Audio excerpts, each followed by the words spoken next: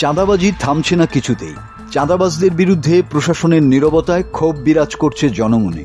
ক্ষোভের বহিঃপ্রকাশও ঘটেছে কোথাও কোথাও। এবার চাঁদা চাওয়ায় যুবদল ও কৃষক দলের 3 নেতাকে আটকে রেখে বিক্ষুব্ধ জনতা গণপিটুনি দিয়েছে বলে অভিযোগ পাওয়া গেছে।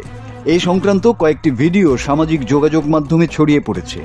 ভিডিওতে দেখা যায় বেশ কিছু বিক্ষুব্ধ নারী পুরুষ ওই নেতাদেরকে আটকে রেখে মারধর করছেন। ঘটনাটি ঘটেছে সিরাজগঞ্জের রায়গঞ্জে। জানা যায় উপজেলার ধুবিল ইউনিয়নের নইপাড়া এলাকায় একটি পুকুর খননের কাজ চলছিল। শুক্রবার বিকেলে 3-4টি মোটরসাইকেলে 8-9 জন লোক এসে গ্রামের পুকুর খননকারী শহীদুল ইসলামের কাছে চাঁদা দাবি করেন।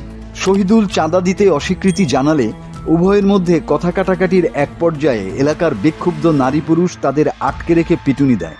বাকিরা পালিয়ে যায়। উত্তেজিত লোকজন তাদের 3-4টি মোটরসাইকেল ভাঙচুর করে।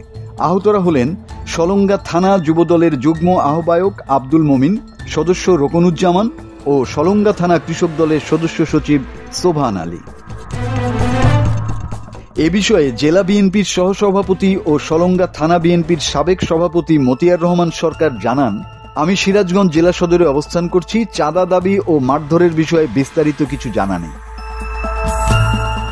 সলঙ্গা থানা সূত্র জানায়, খবর পেয়ে পুলিশ পাঠিয়ে আটকে রাখা নেতাদের উদ্ধার করে থানা হেফাজতে রাখা হয়েছে।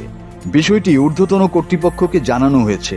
তাদের নির্দেশনা মোতাবেক পরবর্তী পদক্ষেপ নেওয়া হবে। এছাড়া নইপাড়া এলাকা থেকে কোনো অভিযোগ পেলে সে অনুযায়ী আইনগত ব্যবস্থা গ্রহণ করা হবে। মাসুদ হাসান, বাংলা টিভি।